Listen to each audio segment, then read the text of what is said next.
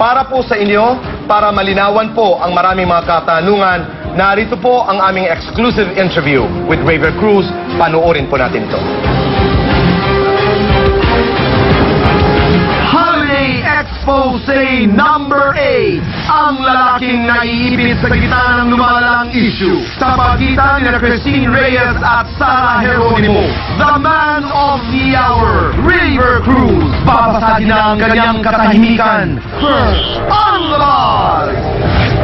Raver, maraming salamat sa pagkakataong ito. Nais ko lamang sabihin sa iyo that hindi lingid sa kaalaman ng publiko that I always look forward to interviewing Christine Reyes. Dahil lahat ng aking itinatanong ay sinasagot.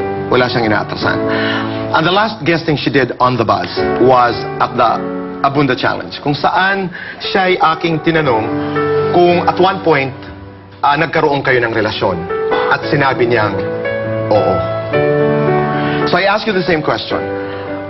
Raver, nagkaroon ba kayo ng relasyon ni Christine Reyes? Opo, Tito Boy. Nagkaroon kami ng relasyon. Kwentuhan mo ako. Nagkaroon kami ng relasyon and ito yun nung April. Opo. And masyado kasi mabilis, Tito Boy. Alam naman natin lahat na kapag minamadali lahat ng bagay, hindi maganda. Kahit ako mismo nabibilisan siya rin, so nakapag-desisyon kami na mas kilalanin muna yung bawat isa. And then yung nangyari sa amin, nawala kami, naghiwalay kami, and naging magkaibigan kami, lumabas-labas kami. Kayo ba ni Sara Geronimo nagkaroon ng relasyon? Sabihin ko po sa inyo, totoo ito, boy. Totoong minahal ko po si Sara. And dahil nga kasi nirespeto ko naman po yung desisyon ng mga magulang niya, at alam ko naman talaga na bawal pa, so ako na rin po mismo yung lumayo. Pero napakaswerte ng taong mamahalin niya at magmamahal kay Sara pagdating ng panahon, kasi napakabuting tao po talaga ni Sara. Pero sa kabila ng lahat, napakaswerte ko rin po talaga ngayon. Kasi alam ko may taong nagmamahal sa akin na sobra at may taong minamahal ko na sobra-sobra. Diretsahan, Raver. Una, kayo na ba ni Christine Reyes? Girlfriend mo ba si Christine Reyes? Oo o hindi? Opo, Tito Boy, kasi siya yung taong tinutukoy ko eh. At one point in your life, hinabol ka ba ni Christine Reyes? Hindi po, Tito Boy. Actually, baliktad nga po. Okay. Ang daming naghahabol kay Christine. Napakaswerte ko lang kasi ako yung nagustuhan niya. Bakit kayo nag-click ni Christine? Sa kabila ng lahat kasi, Tito Boy, ng mga namuhusga sa kanya, hindi na nakikita yung totoong Christine. Ako, nakita ko yon na masiyahin, makulit, parang bata paminsan. Higit sa lahat, napakasarap magmahal. Paano mo siya niligawan? Mahirap bang ligawan si Christine Reyes? Hindi ko sabihin pong napakadali. Siyempre, yung ganong klaseng babae, paghihirapan mo. And yun nga, nakakatuwa lang kasi nakakalabas-labas kami. Magkaibigan Okay. kami. Tapos, yun nga, niligawan ko siya ulit. Itong usaping Sara, Christine, may mga nagsasabing nagtatago ka raw at hindi mo hinaharap ang isyong ito. Simulat sa pool kasi, Tito Boy, tahimik lang talaga ako. And bihira talaga akong magsalita. Pero sa ngayon kasi, alam kong ito yung tama. Alam ko ito yung dapat gawin, so ginagawa ko. Uulitin ko yon. So, bakit ka nagdesisyong magsalita ngayon? Kasi sa kabila ng lahat ng pangyayari, Tito Boy, kung meron man dapat sisihin, ako yun eh. Kinukuha ko yung responsibilidad para sa lahat ng pangyayari. Inaako ko lahat. Okay. May kinalaman ito doon sa di umano'y nangyari sa ASAP. May mga nagsasabing ikaw daw ay napapagitna dito sa kontrobersiyang ito between Sara and Christine dahil di umano'y ikaw ang nagsabi at nagbalita kay Christine sa di umano'y mga salitang binitawan ni Sara doon sa rehearsal sa ASAP. Yes, totoo bang ikaw talaga ang nagsabi kay Christine? Ano ang katotohanan? Yes, Tito Boy.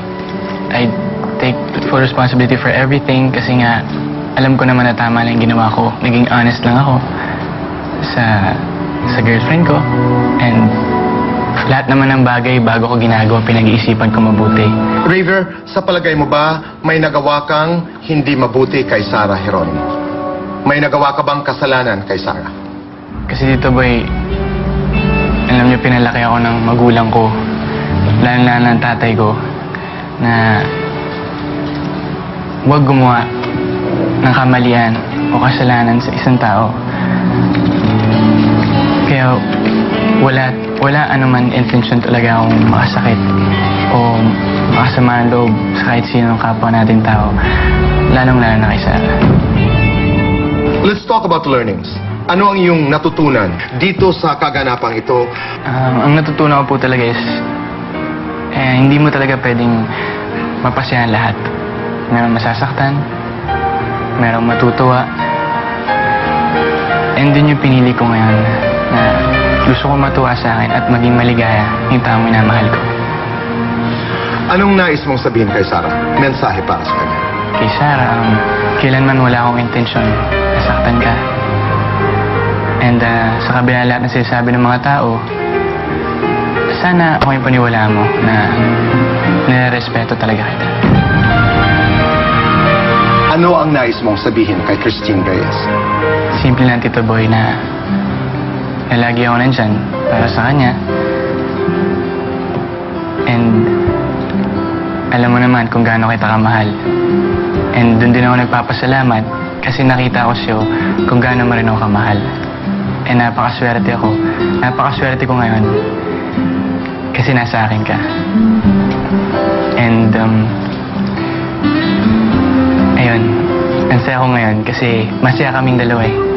Paano mo gusto matapos ang lahat ng ito? Lalo na itong kontrobersiya na may kinalaman kay Sarah at kay Christine. Ako, Tito Boy, gusto ko na po talaga matapos to. Kasi gusto ko lahat tayo masaya ang Pasko. Lalong-lalo na ako. And sa kabila ng lahat ng mga nangyari, sa kabila ng mga panguhusga, naintindihan ko naman na sana balang araw, maging masaya rin kayo para sa amin lahat.